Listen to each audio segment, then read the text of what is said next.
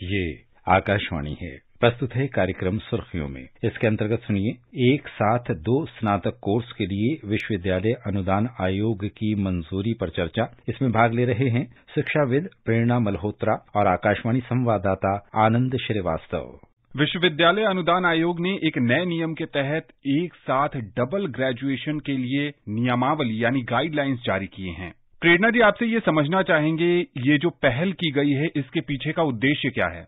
जो पहल हुई है कि एक साथ 2 डिग्री या 2 सर्टिफिकेट या डिप्लोमा कोर्सेज ऑनलाइन ऑफलाइन किसी भी मोड में किए जा सकते हैं, तो इसके पीछे का उद्देश्य जो यूजीसी ने गाइडलाइन जारी की है उसी में ही उन्होंने दिया है। और उद्देश्य ये है कि जो राष्ट्रीय शिक्षा नीति 2020 आई है और उसके अंदर कहा गया है कि फ्लेक्सिबिलिटी लाई जाए और पूरे करिकुलम को लर्नर सेंट्रिक बनाया जाए। तो उन सभी उद्देश्यों से जब फ्लेक्सिबिलिटी आएगी कोर्स के अंदर, कोर्स एंजॉयबल होगा, अपनी पसंद से अपना कोर्स कस्टमाइज कर सकते हैं। कोई बच्चा बीटेक कर रहा है और उसके मन में कहीं इच्छा है कि वो म्यूजिक में भी साथ में पढ़ाई करे, तो वो अपने हिसाब से, अगर उसके टाइमिंग अलग है तो 1 डिग्री म्यूजिक में भी ले सकता है और साथ साथ बीटेक भी कर सकता है। इसी तरह से मान लीजिए एमए वो ऑनलाइन मोड में करता है या किसी इवनिंग कॉलेज में करता है और मॉर्निंग में वो बीएड कर रहा है, या फिर यूं कहे कि शाम को वो धौला कुआं पे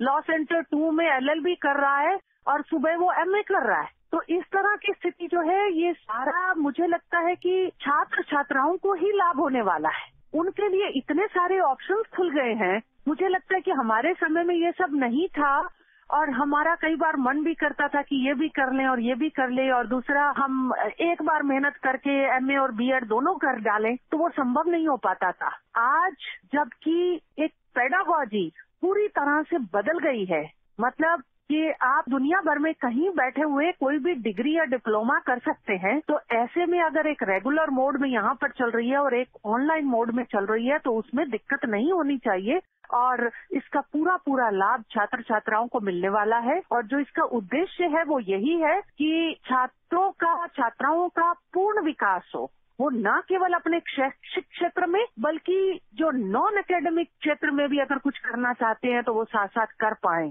तो हर जो स्टूडेंट है उसकी जो खास विशेषताएं हैं, उसके अंदर कैपेबिलिटीज हैं, उनको पूरा विकसित होने का मौका मिल पाएगा। और एक और बात, आर्ट्स, साइंसेस, कॉमर्स, इसके अंदर जो एक हार्ड बाउंड्री बना रखी गई है वो बाउंड्री की जरूरत नहीं है। इसी तरह से करिकुलर और एक्स्ट्रा करिकुलर के अंदर बाउंड्री बनाई हुई है, वो बाउंड्री भी हट जाएगी।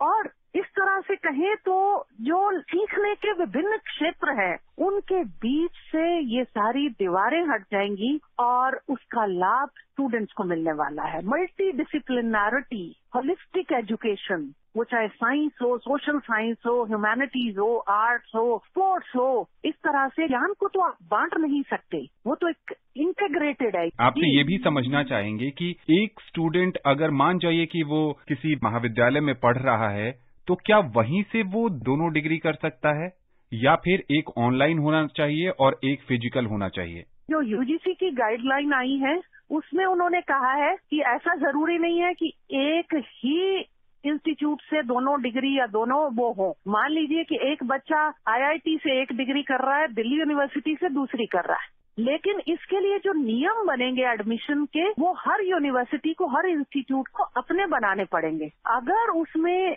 एलिजिबिलिटी क्राइटेरिया को फुलफिल करता है कोई बच्चा, और जैसा कहा कि ऑफलाइन कर सकते हैं लेकिन ऑफलाइन के टाइमिंग में ओवरलैपिंग नहीं होनी चाहिए। मान लीजिए कि यहाँ कोई इवनिंग कॉलेज में एक कोर्स में एडमिशन ले लिया जिसकी क्लासें 3 बजे से शुरू हो रही हैं और दूसरा मॉर्निंग में कहीं पर ले लिया, तो वो बच्चा दोनों डिग्री ऑफलाइन मोड में भी कर सकता है। और इसी तरह से हाइब्रिड मोड में भी अलाउड है कि एक फिजिकल मोड में हो जाए और एक ऑनलाइन मोड में हो। और तीसरा ये भी ऑप्शन अलाउ किया गया है कि दोनों ही डिग्री या दोनों ही डिप्लोमा ऑनलाइन मोड में हो। तो इन सारे के लिए जितनी क्रेडिट की रिक्वायरमेंट्स हैं, जो नियम कायदे कानून पहले से रूल्स रेगुलेशंस बने हुए हैं, वो अगर फुलफिल करते हैं तो वो कहीं पे भी एक इंस्टीट्यूट से या 2 इंस्टीट्यूट से कर सकते हैं।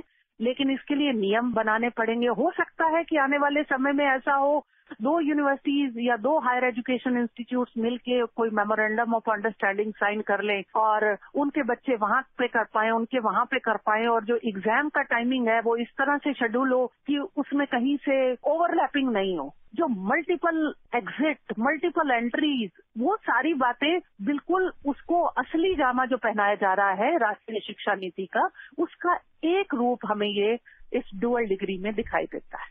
प्रेरणा जी, आपसे ये भी जानना चाहेंगे कि बहुत सारे श्रोता और बहुत सारे छात्र ये कार्यक्रम सुन रहे हैं और उनके जहन में भी ये सवाल उठ रहा होगा, ये उत्सुकता उठ रही होगी कि वो भी ड्यूअल डिग्री करें। क्या सभी विश्वविद्यालय इस तरह की पेशकश कर सकते हैं?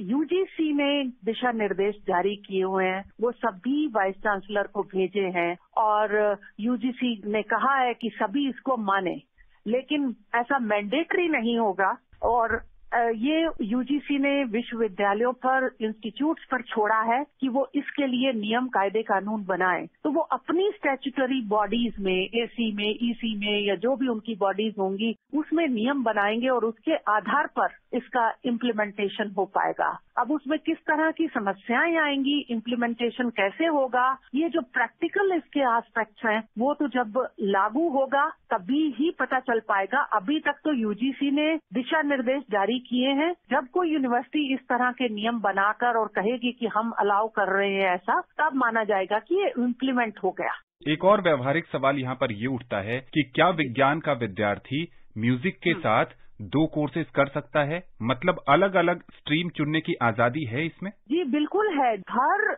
इंस्टीट्यूट, हर यूनिवर्सिटी अपने नियम बताएगा कि हम इस कोर्स में किसको एडमिशन दे रहे हैं। अगर म्यूजिक के लिए वो अलाउ करते हैं कि 12th किसी भी स्ट्रीम से की हो, आर्ट्स से, कॉमर्स से या साइंस से, तो वो बच्चा अगर म्यूजिक, अगर उसने एक सब्जेक्ट पढ़ा हुआ है और वो म्यूजिक में एडमिशन ले सकता है, तो मुझे नहीं लगता कि दिक्कत होनी चाहिए। लेकिन प्रश्न वही है, व्यवहारिकता इसमें यही रहने वाली है कि स्टूडेंट एलिजिबल होना चाहिए। तो ये डिपेंड करेगा कि कौन से कॉम्बिनेशंस बनते हैं, किस तरह के कॉम्बिनेशंस के साथ किया जा सकता है, ये केस टू केस वेरी करेगा। मान लीजिए एक कहे कि मैं बीए और एमए इकट्ठा करूं, ऐसा तो संभव नहीं है।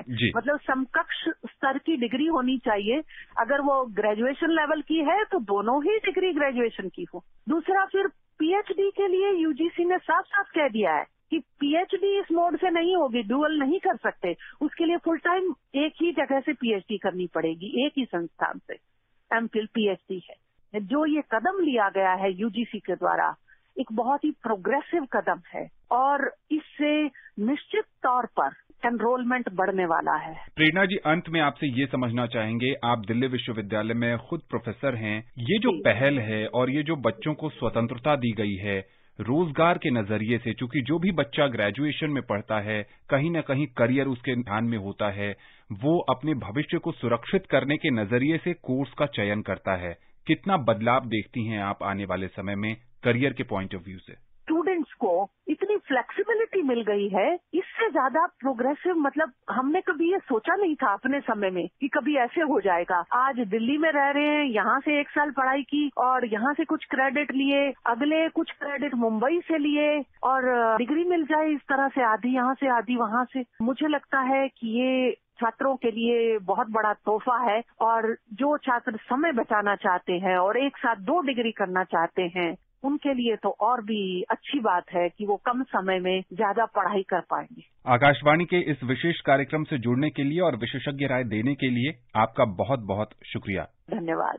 अभी आप सुन रहे थे एक साथ 2 स्नातक कोर्स के लिए विश्वविद्यालय अनुदान आयोग की मंजूरी पर चर्चा। इसमें भाग ले रहे थे शिक्षाविद प्रेरणा मल्होत्रा और आकाशवाणी संवाददाता आनंद श्रीवास्तव। ये कार्यक्रम आकाशवाणी के समाचार सेवा प्रभाग द्वारा प्रस्तुत किया गया। इसे आप हमारे mobile app news on AIR और YouTube channel news on AIR official पर भी सुन सकते हैं। इस कार्यक्रम के संबंध में अपनी प्रतिक्रिया आप हमें ईमेल कर सकते हैं। पता है airnsgtalks@gmail.com। ये कार्यक्रम फिर से सुनने के लिए लॉग ऑन करें हमारी वेबसाइट newsonair.nic.in।